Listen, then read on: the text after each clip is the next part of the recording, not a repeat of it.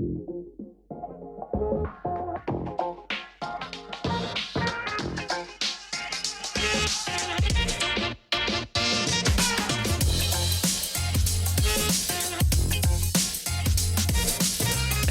everyone. This is your host, Akil Jabbar, and welcome back to another episode of SaaS District. In today's episode, we'll be talking about what are the lessons from scaling Codecademy from $10 million to $50 million in ARR. Today, we have our guest, Daniel Layfield, joining us. Daniel is the founder of Subscription Index, which is a consulting and advisory firm where he helps SaaS companies monetize more effectively. He brings deep experience and growth where he's driven more than $100 million in revenue growth with a strong focus on self-service revenue.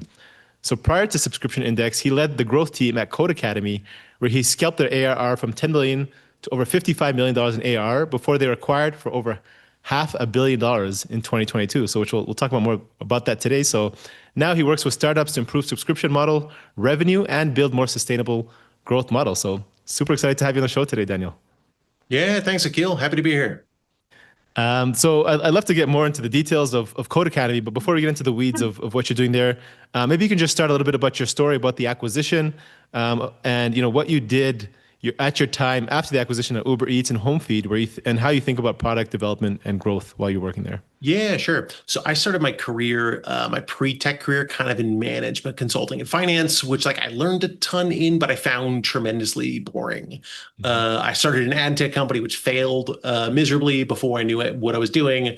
So I got to Codecademy in probably 2015 or 16, but the company was founded in 2011. So by the time I got there, the product is figured out. It has a lot of traffic. The team that's already there and the founders did a tremendous job with PR and marketing and building momentum in the company. But we're really just at the beginning of starting the paid product. So kind of when I got there, we had a ton of free users, but we were really, really bad at converting them to paid users. So I won't go into detail. I'm sure we'll go into the detail there in other questions. But I learned a ton about just what makes consumer subscription and self-service revenue work at a bigger scale. So I was at Codecademy for 5 years. I ran the growth team there. Growth to us was really conversion and monetization, as opposed to normal kind of paid media acquisition growth. Okay. I left probably a year before we were acquired, but maybe there was 250 people-ish there when I left. I then spent 2 years at Uber Eats running the Homefeed of Uber Eats, specifically the ranking and recommendation systems. So Uber Eats is about half of Uber's revenue, and the Homefeed is a massive driver of that revenue as a whole. Then I spent 2 years just full-time advising and consulting with subscription companies. And now I work at a giant SaaS company called Diligent, which is awesome, which is one of these kind of biggest things you've never heard of. We're 2,000 people. We're trying to get to $1 billion in revenue. We're one of those sleeping juggernauts you don't always know exists. Yeah, but they're super effective and important into every ecosystem, right? So I guess, whether it's Uber Eats, whether it's Homefeed, whether it's Codecademy, or now at Diligent, is maybe you can just share a little bit, how do you think about product development and growth in your day-to-day? Yeah, it's a great question. So I guess I've spent 10 years in product management now. I've probably been on the intersection of traditional product management, core product development work, and growth work. To me, the North Star of product development is you're trying to get the highest ROI of user and business value for the resources that you're given. So the question in product is typically not, should we do something? It's, should we do this instead of all the other options we have, and to what level of scope and when. So when you're in mature products, and especially once you're past the kind of 0 to 1 phase, there's a million things you can do. You can get to a top 10 list of 15, top 10 list of 10 or 15. But the tricky question is always what level of scope in what sequence, and why do we do this thing first versus other things? To me, I think the cleanest way of thinking about it is you get given resources by the company. You want the highest ROI for your investment in those things.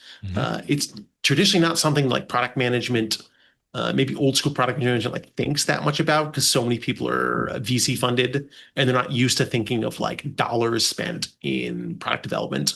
But if you use a US-based team of engineers, designers, and PMs, a 2-week sprint probably costs you $50,000.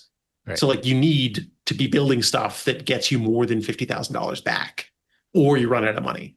Right. So I guess it's really about, I guess, prioritizing and learning how to prioritize as effectively as possible, and then be able to show that in terms of results and in your decisions of how you decide to prioritize your actions and then sequencing them. Yeah, exactly. Yeah, love it. I mean, it's important. I mean, just like investing in anything, just as an investor myself, anything I look at, filtering, understanding the best deals, the best ROI. It's the same in any business model as well. So I guess looking back at, Codecademy's journey, let's talk about a little bit about that. What would you say are some of the biggest moments or decisions that you said had the biggest impact on that scale that you mentioned, from the 10 million to that $50 million in ARR? When they came in, that self-serve model, what did you apply? What did you think that really made that difference there? Yeah, I'd say like Codecademy is, I'd say, a classic startup story where the like hidden second trap for startups is, can you turn something with product market fit into a business?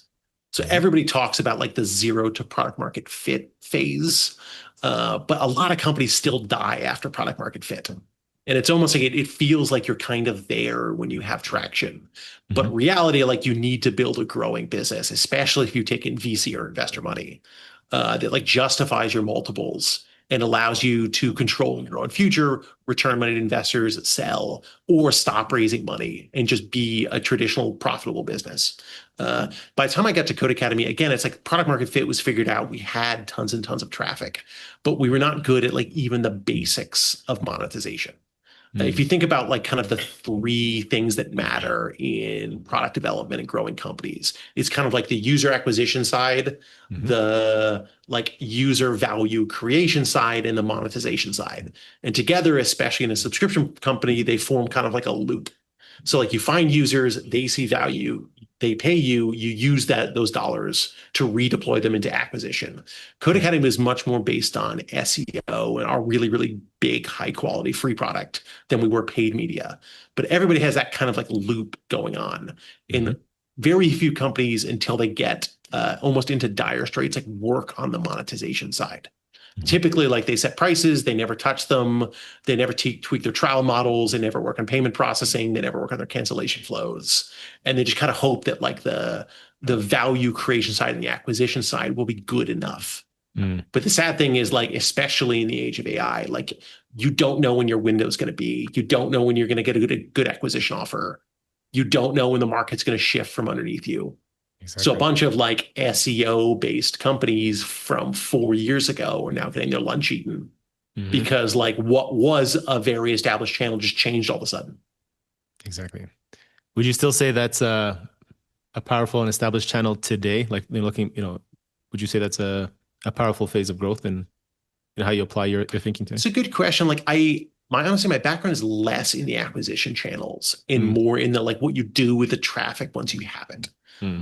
I'd say the things I see in talking to companies is companies that can grow really, really fast now are typically using like TikTok or a short form video channel pumped out at high volume, converting to a consumer product.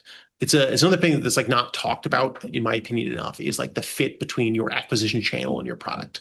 Like, if you sell something visual to consumers, like TikTok is currently a really, really great channel. If you sell like a B2B email API, it's not. Right. Yeah, that makes sense. So what would you say are some of the most critical decisions? So it seems like you're very, skilled on the optimization piece, right? As the traffic comes in, how to optimize that traffic to convert, right? So can you share anything else that maybe helped unlock some of that next phase of growth beyond that $10 million ARR mark? Yeah, definitely. I'd say if I were to categorize what matters in monetization, it's really, I put it into kind of like 5 buckets. There's like how users like find and onboard to your product, and you get them like into the habit effectively. Then you have kind of like the trial model itself. So almost in all consumer products, with the exception of like short consumption cycle information, you want some like risk mitigating step that makes users feel comfortable purchasing the product or trying to start to purchase the product. B2B, I think there's more options. Consumer, it's typically like a free trial model of some form. I mean, Codecademy, I shipped a big trial optimization, and another PM shipped a big trial optimization. Each of them increased conversion like 40%. So it's like that's a massive change in your ability to convert free traffic to paid traffic. Mm, I'd say after that is kind of pricing. So if you think of the traditional like levers in consumer products, it's both like the price threshold, what packages you use, and a hidden one is like the ratio between your short-term and your long-term plans. So most mm, consumer subscription products are not in the like never-ending life cycles. So I define the never-ending life cycles as like rent, insurance, food, cars, entertainment. Like these human habits like never go away. right, Like until someone disrupts Spotify, like you will stay on Spotify right. until the world changes around them. But a good chunk of consumer products are shorter term. So they're like ed tech, their fitness, their diet, their dating, where these habits kind of like come and go. Hmm. And you can dramatically like stabilize the revenue base of your company the more people you get into long-term plans. Right. So we probably shifted a very small fraction of our users from annual plans to the majority of our users into annual plans. It like dramatically accelerates the cash flow you grab up front if you want to redeploy that cash into other thing. Payment processing is always a pain in the ass in consumer subscription companies. It's a problem that never goes away. So instead Hmm. of trying to charge a user 12 times, you charge them once. So your Right. payment-based churn goes down dramatically. Users like psychologically commit to the product more. It's one of the few like tactics that raises all boats. After that, I'd say it's like a big hidden lever is also payment processing. So Hmm. the more international your user base, the more you need to figure out like local payment gateways, local price packages, showing the right currencies, et cetera, like setting the price levels correctly around the world. Hmm. And to me, the final one, which again has a massive impact in shorter term cycle products, is cancellation flow tactics. So I'd say the big cancellation flow tactics that work in consumer products are kind of like pausing, Hmm. offering discounts or upgrading and downgrading plans. Mm, For the especially ed tech products where people kind of come in and out of the habit. mm. So people don't want to learn to code forever. They go through like intense periods of wanting to do something and then they want to go off and do something else. Right. So pause was really effective for us. So you let users pause for 1, 2, or 3 months Mm, and then they come back mm, and like you don't permanently lose them. Um, I'd say other tactics that I see effective other places, especially like dating is a good one, is like reactivating dormant users. mm. So like if you're dating, you might be in a relationship and then break up and then leave the relationship and then you'll be re-interested in the application. Right. So So getting it them really back like I on. think exactly. I think a lot of the tactics really have to fit the core problem Right. that users have. Like if they hated your product, like pausing won't matter. Right. So like I met my wife on Bumble, like I'm not going to pause my Bumble subscription. Like we're married with 3 kids. It's like I'm never using Bumble again. Like, Exactly. so it's like nothing they can do will reactivate me on that product. But Right. for a good chunk of users, they can. I Mm, think a mistake startups make is like they just kind of like spray and pray tactics. mm. But like the more you fit the tactic to the problem and it becomes like an actual reason Right. that fixes something, the more impactful it will be. When it comes to, let's say maybe for Code Academy, or maybe it's a B2B SaaS, have you seen, you mentioned the freemium versus the trial. I'm kind of curious from your experience. You ran some experiments there. What results do you see? Do you suggest, freemium generally so people can try the product, with a limited, usage or product abilities, or have you seen better results with, giving them full access and, but a trial basis and then switching, Yeah, forcing it's them a great to switch question. to a paid? I think it's like Brian Balfour, who founded Reforge, has a really great article called The Forfeits. And you Mm, basically need alignment between like your acquisition channel, the problem, like the users, and your market and pricing. And like mhm, the tighter alignment you have between all of those things, the better. So mm, freemium works really well in markets that have a lot of users. So really good freemium conversion rates are like excellent is like 7%. mm, So like if you can't survive off 7% conversion, it's not going to work super well. mm, Especially like if your free product doesn't have material cost to provide, or if you can't offset it with ads. Also, freemium and kind of the product-led growth style of work, like those conversion tactics work really well when the users can self-activate. Hmm. So like if you're selling like I don't know, software to power grids and you need a giant forward deployed engineering team to customize it to them, like PLG is not going to work super well because they're never going to see the value of the product because they can't install it correctly themselves. Right. Interesting. And then you were mentioning about the, other assumptions. Is there any other assumptions as the company scaled that you saw, users changing or behavior that you monitored and helped you kind of shift in how you structured your strategy? Yeah, it's a great question. So this is like roughly the period of time between like 2016 and 2021. Hmm. So when Code Academy starts in 2011, we're like the best thing on the internet to learn to code, like hands down. Where Hmm. there's kind of like no other option for a year or two. Before I joined them, I was a really passionate user of the product. 20 like 15 and 16, it's like there's other specialized learning platforms that are coming up. YouTube's becoming a thing. 20 like 17, 18, like boot camps are becoming a thing. Hmm. And that market's like starting to serve people who want to become professional engineers. And Hmm. the market is kind of like continuing to fragment under us. Um, Codecademy, we had kind of like four core user personas, which we called like the hobbyist. So someone who like is learning to code for fun. The student, what we call the upskiller. So someone who's like an Excel-based analyst and wants to be a Python and SQL-based analyst, or someone who wants to be like a career programmer. As we learned and we collected more data and we got better with time, and also as the market changed around us, like we realized kind of like the career upskiller was really our bread and butter. Hmm. Like students never have money. Hmm. Hobbyists like don't have a burning enough problem where they like want to pay for the product unless they're really well off. And like Right. the boot camps are getting better at serving the aspiring engineers. So we kind of really honed on that from like a messaging and content perspective. It's a thing I frequently see as like a missing building block of startup strategies is they don't like really, really, really understand their personas. So typically speaking, like you have a few of them Hmm. and like one of them is your highest LTV potential persona. Right. And like that's who you should focus on. This my question is, I hear that a lot, right? So you've now dialed in, this is our LTV, but you also have these other people who are coming in, driving, users signing up, some of them are paying. How do you, besides the messaging, is there something you've done in the product or in your service and your offering that, maybe helped eliminate those people from coming in? And Yeah, it's a great question. I think I'd say the easy steps to do is you need some way of segmenting your user data. So Mhm. the very common one is like an onboarding survey. Mm. So you need to figure out what to put in the onboarding survey. There's a bunch of like persona research methodologies out there. Like my kind of hot take is like most of them are a waste of time. Like I think like the founders, if they've been in the market for 2 or 3 years, can kind of guess. Right. Like I've been writing a blog for 2 years. I can guess my own personas just by talking to people. There's like the like $2 to $10 million ARR founder. There's the VP of product at the $10 million plus place. And then there's like someone in a growth team Mhm. who just like wants to read to get better. Mhm. I bet like you could probably guess the personas of this podcast just because you've talked to enough people and that's helped you shape the product. So 100%. you want to be able to capture enough data that you can like segment your usage metrics by these.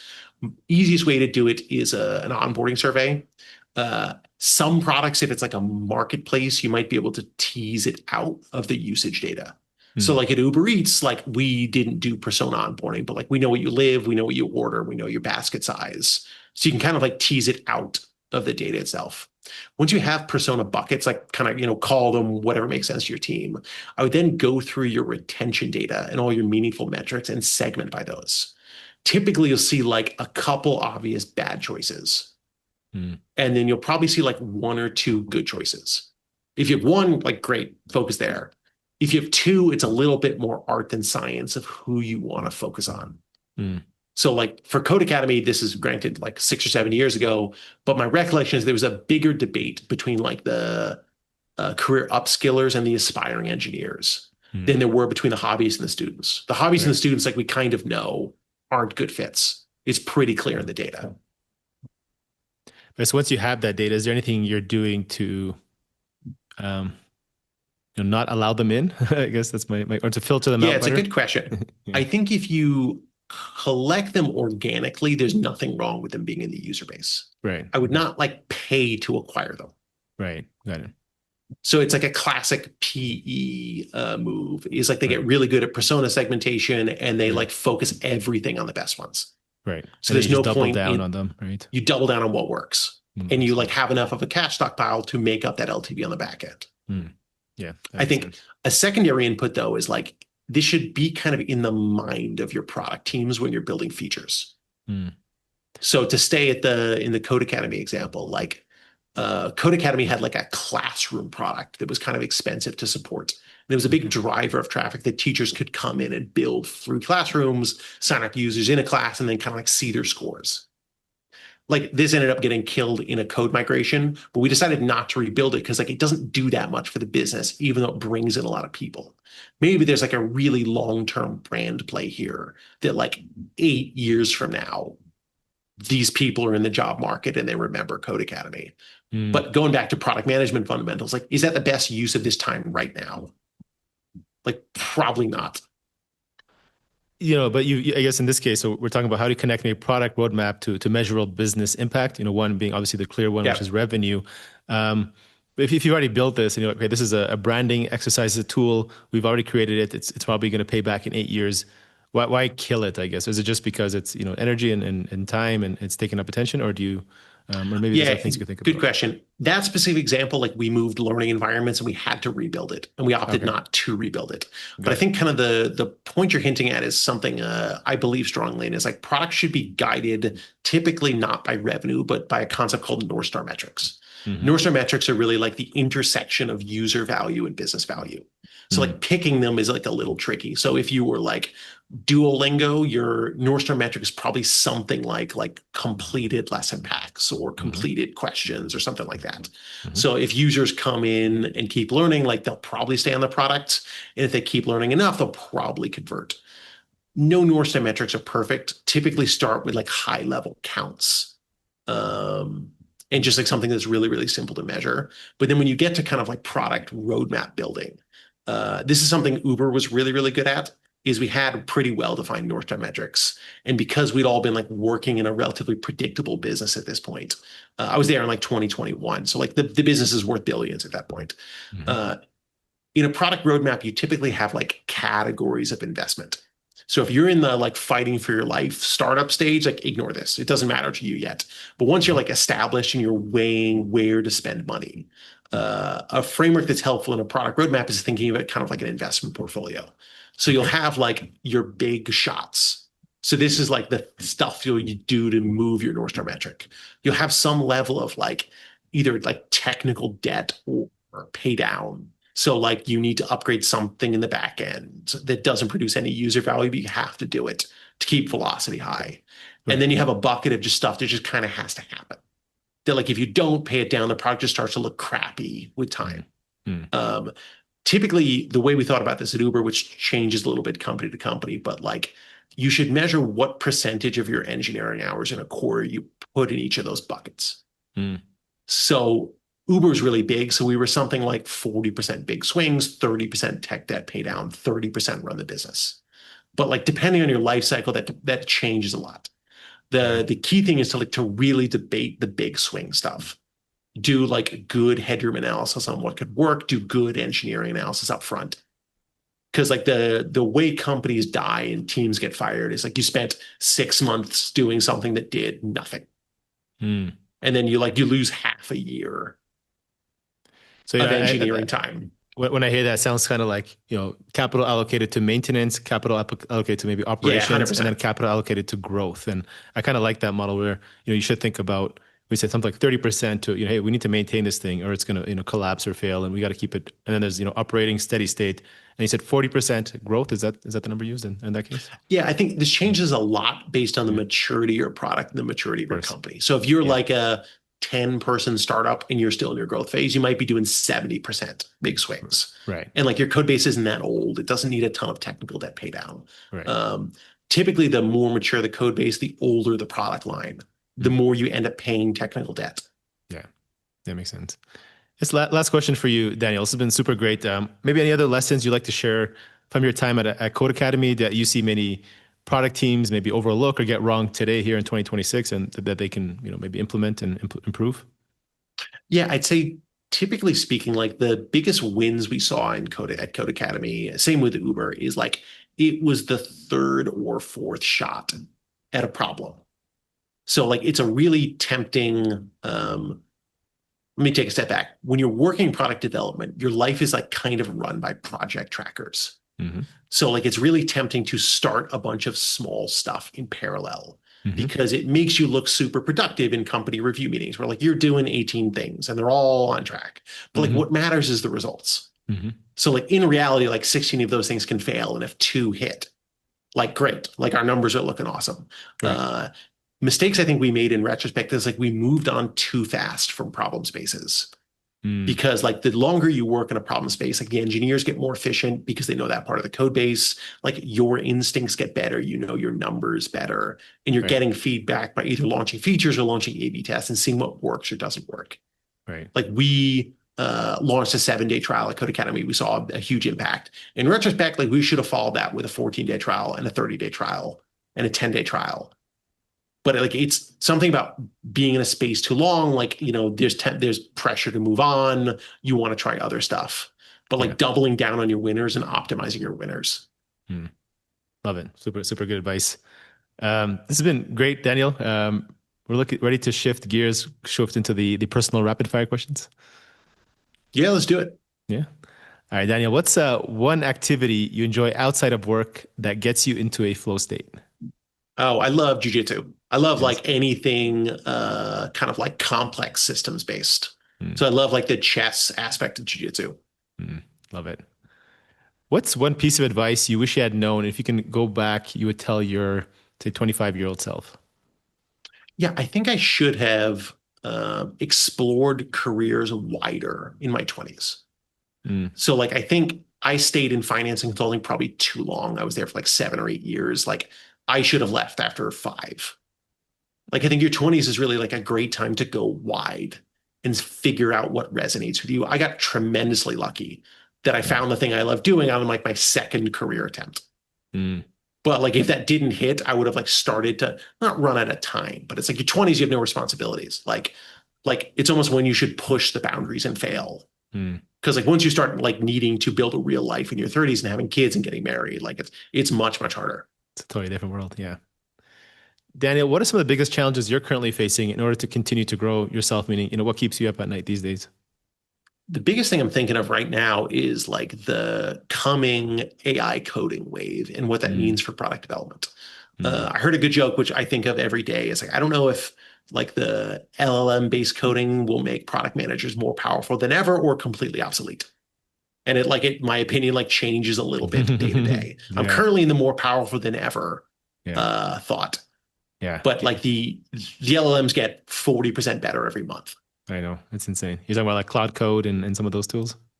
Yeah, the Mm. individual coding LLMs as well as Mm. like the I don't know almost like app builder tools like Lovable or Base Yeah. 44. Absolutely. So much of your life as a younger product manager is just coordination of like Right. teams, trackers, meetings.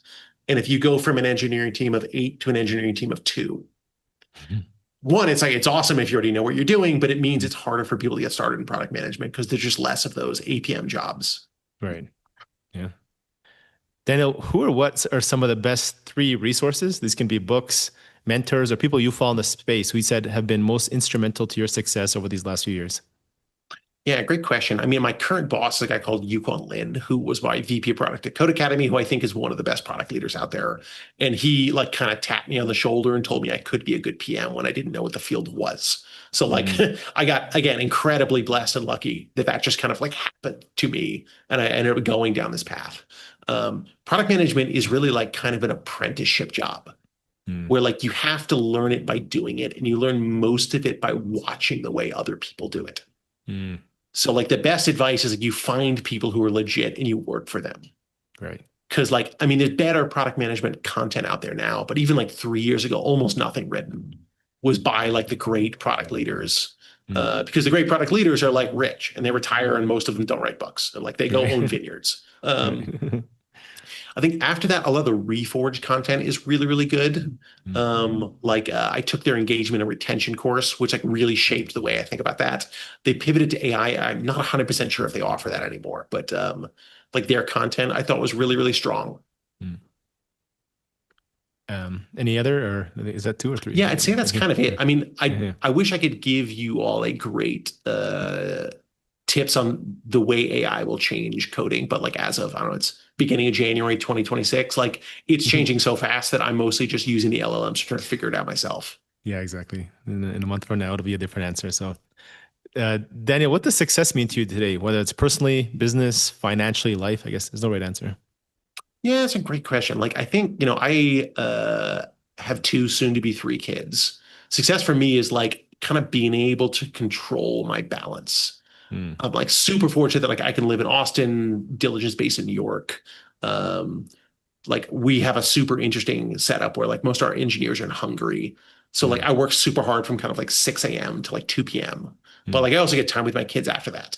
Right. And like that's a very intentional choice that like we moved out of New York to be able to like spend a ton of times with kids when they're young. I think it's a mix of that and just be able to like control my path in the future. Like I don't know how old you are, most of my audience is, but I just turned 41 and it's like it's almost like 40s really is the start of when you start to feel like competent in a job for me. When you start to like your friends that you drank with in bars when I was younger are now like legit people in the industry. Yeah. Yeah, the leaders, they're the ones calling the shots and making the big decisions. Yeah, exactly. Right? Whereas like, everyone's just like a 22-year-old in New York when I knew them. Yeah, exactly. Totally different world. Love it, Daniel. That's awesome. So I guess last question: where can founders or anyone from our audience get in touch with you, learn more about you or your company? Where should they reach out? Yeah, totally. So I write everything I know basically on my blog at subscriptionindex.com. It's pretty tailored for consumer and self-service revenue founders. I write pretty much everything I do there. I don't do a ton of consulting anymore because I'm kind of focused on Diligent. But if you ever want to reach me or write anything, I write there weekly. We cover everything from monetization tactics, product management, best practices, trials, pricing, paywalls, and stuff that I've seen like work myself in the industry. Love it. So I'll add the link to the show note, guys. Make sure to check out Daniel, subscriptionindex.com. We'll add the link to the show notes as well. And thank you so much for your time today. I appreciate everything you've shared today. Yeah, thanks, man. Thank you all for watching this episode and joining SaaS District today.